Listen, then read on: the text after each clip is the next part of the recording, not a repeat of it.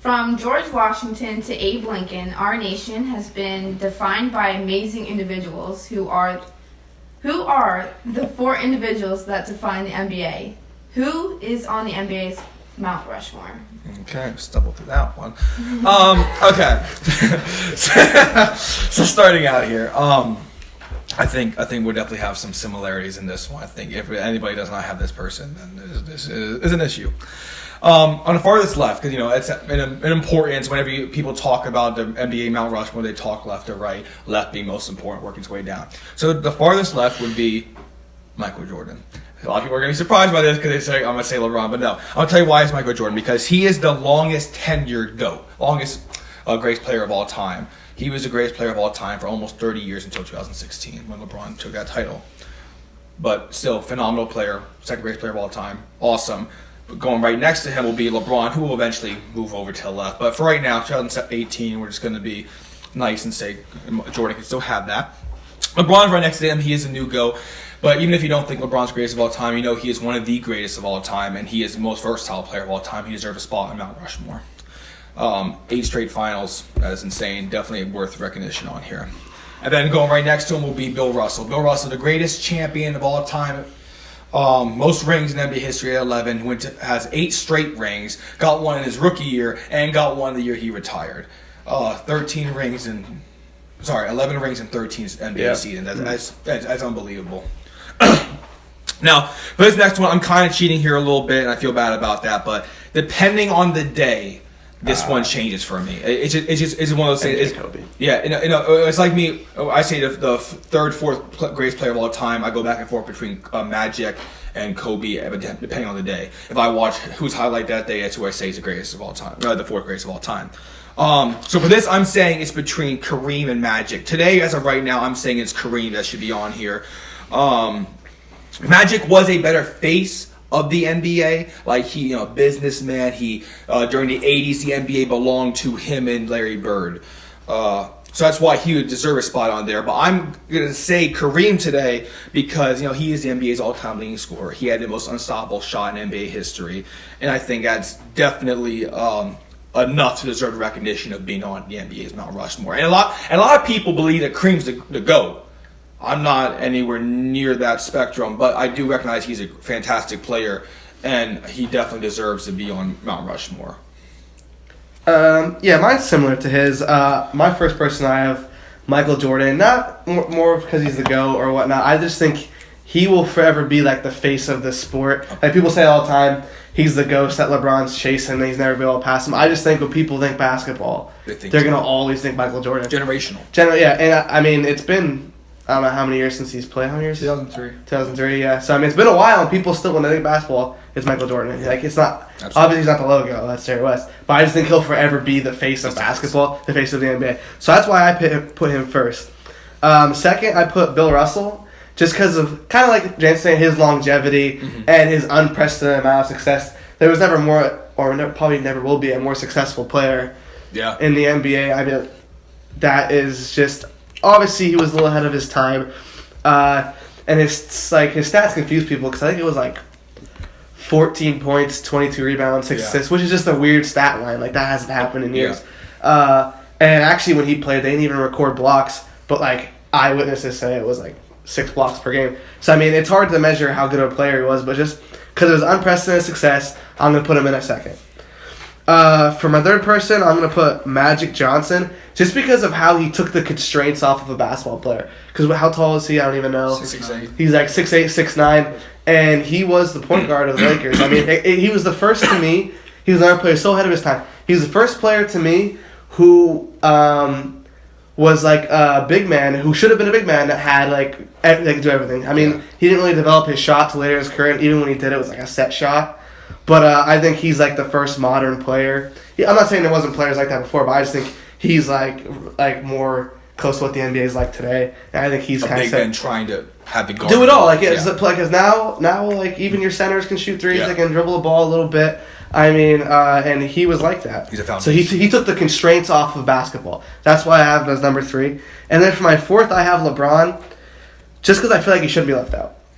I think he's the greatest player of all time. I know it's tough to say, but like for me, it's just what does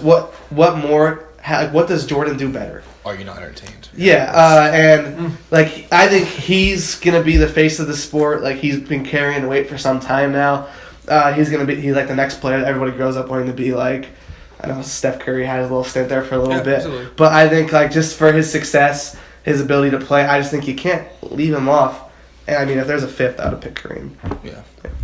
I have my first would be Michael Jordan, just because, like Jansen said, he is the GOAT to the majority of basketball fans. And then I have LeBron second. I have them pretty close. I will always probably think that Jordan is better than LeBron, but I will give LeBron that he's getting to Jordan. If he wins maybe 2 more championships, he could pass Jordan. But as of right now, I have LeBron second, real close to Jordan. And then third and fourth, Breaking news, Kevin Durant scores 20,000 points. Yes, I did see that. Oh, really? Mm-hmm. But third and fourth, I have Magic and Bird, because some say that their rivalry was responsible for their resurgence of the NBA, because in the 1970s, I wouldn't say no one cared about the NBA. Ratings were horrible. They really were.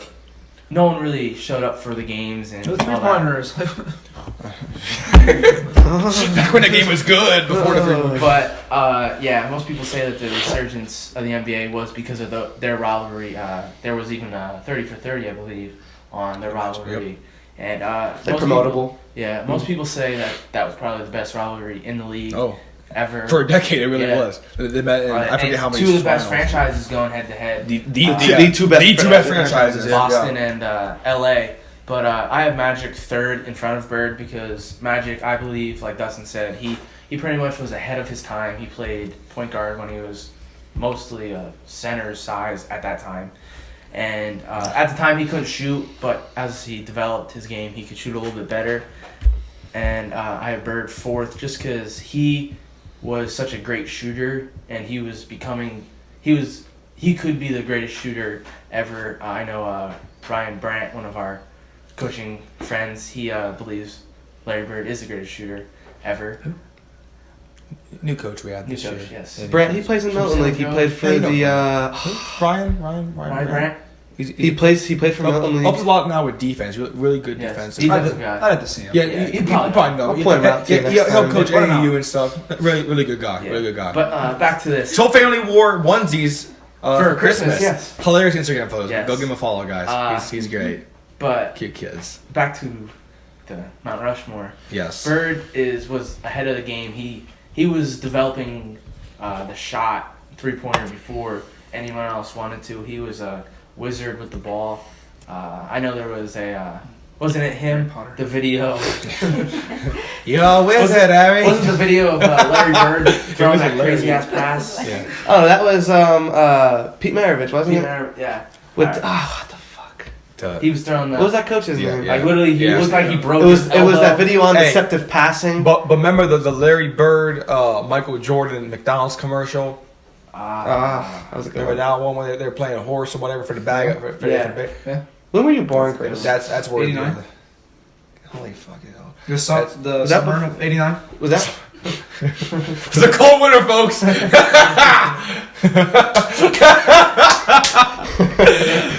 Sex noises. Yeah, that's great. I'm gonna have a little different spin on here, since I'm a little older than these gentlemen, and You could say that. well, man, fuck off, bitch. I don't really have an order of the Mount Rushmore. I don't really believe in that. All presidents were great. Fuck Trump, Barack. That's my We're not opinion. getting political. Come on. That's not for next episode. Yeah, always say that. I pretty much have Jordan, Magic Johnson, Bill Russell, and with the fourth, I have Oscar. Just because the reason I don't have LeBron on there yet is because his career's not over.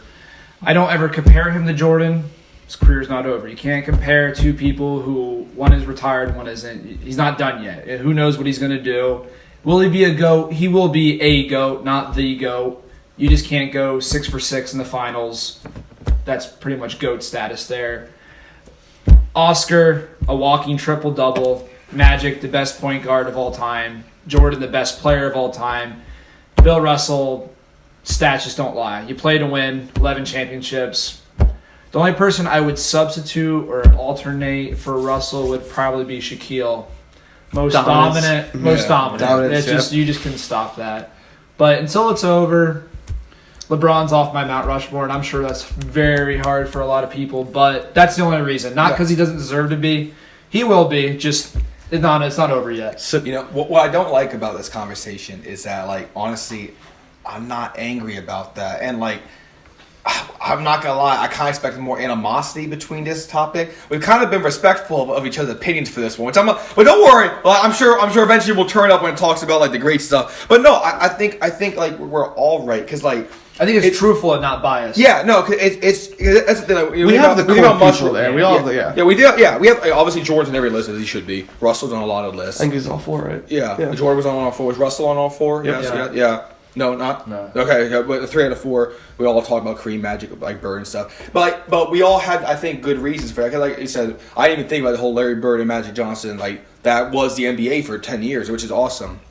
I think that.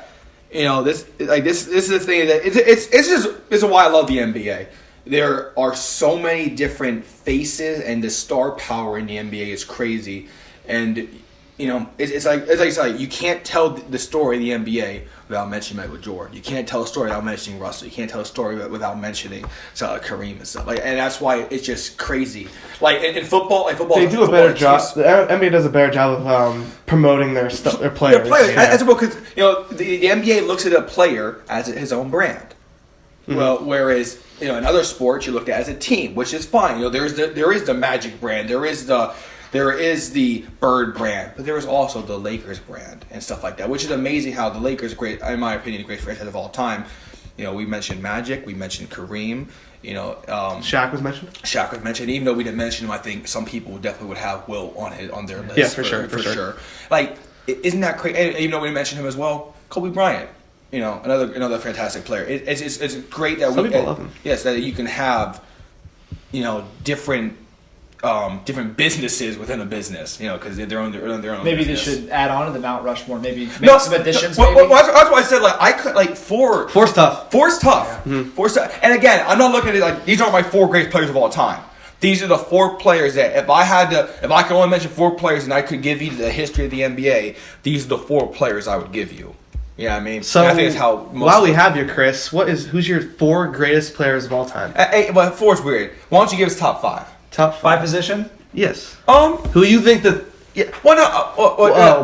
Position. I would say just give me your top 5. If you said right now, if the greatest player of all time is boom, second best is boom, third, Mm-hmm. What do you got? I mean, you kind of have to do it by position. It's pretty interchangeable, but in my opinion, I think I would have to go Magic, Jordan. I know my 4 and 5 would be Tim Duncan and probably Russell. At the 3, it'd probably have to be LeBron. Okay. I mean, even though like I said, it's not over yet. Yeah. But if that was a team I was putting together, somebody say, well, "Who's the 5? What's the best 5 you could ever put together?" Space Jam situation. The aliens are coming to Earth. You can only put 5 players out there. Who you putting out there? If you can't put Bugs Bunny, you're putting out.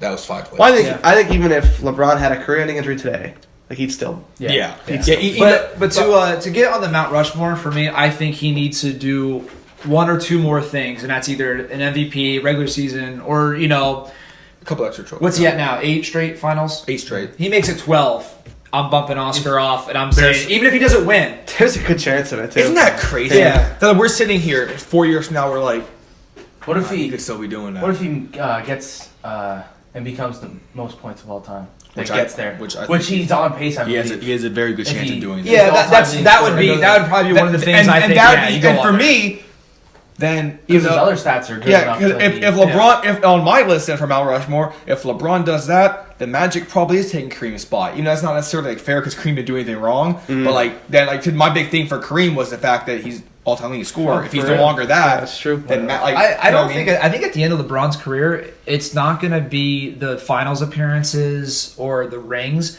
I think he's going to go down, and like you said, the most points. He's probably going to get it. It's easy for him. I think he's going to go down, and it's for every category. He's going to be in the top 3 or top 5, and that is going to be the most impressive thing ever done. And I forget, and that's why he's my favorite player of all time, and why I think he's a great player of all time because of how well rounded he is. And I forget what it is, but he's the only player with, I think it's 25,000 points.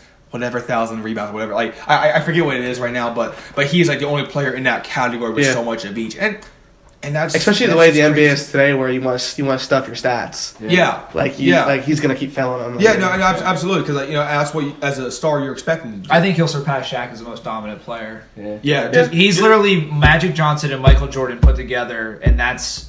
And I even say sprinkle a little bit of Shaq in there because that's even if he's not a post player, like you put him in the post. Now if you put him in the post, you're getting scored on. I think when he gets old, like when he gets into like his last couple of years, I think he's gonna like have some dirty post moves. He's gonna be more of like a pass first kind of guy. He already is. I'm not saying that, but when his drive goes away, 15 assists you're gonna see how skilled and crafty he really is. Because his footwork is crazy. Not on the same level as like Kobe and Jordan, but like it's up there. And the thing is, I really hope he doesn't get greedy, and I hope he goes out the way Kobe did and not the way Jordan did. I'm not saying come back and play for the Wizards, like his final ending. But his final game, it's just like his fucking first game. He's gonna go out and be competitive and do his thing and go out like Kobe. I hope he saw that as a lesson. Yeah. Now I will.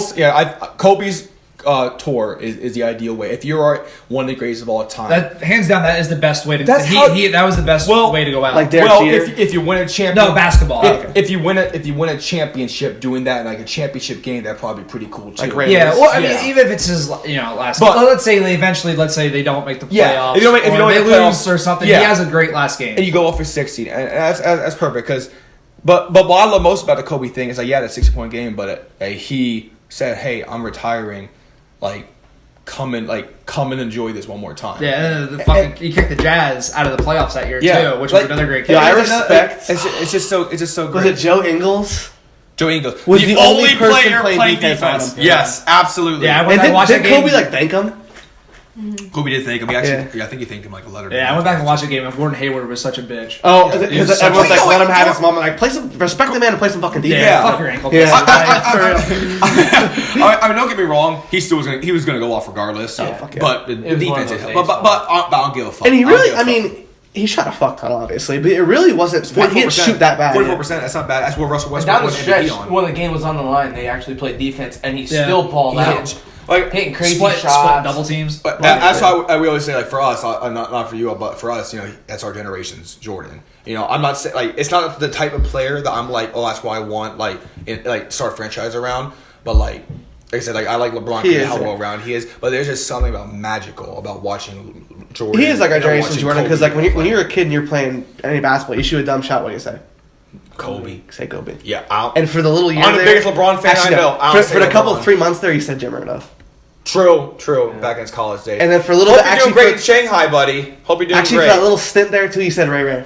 But he had the greatest clutch shot of all time. You gotta say Ray Ray. That's true. Say LeBron's legacy, but we were going so nice there. Say LeBron's legacy. He didn't do nothing. And man had a triple double the next game. There's still another game to play after that. Get the fuck out of here, Skip. Just saying. Ridiculous. Alright guys, that's all we have for today. Don't forget to like and subscribe, and remember, fuck your opinion. Fuck it. Fucking the asshole with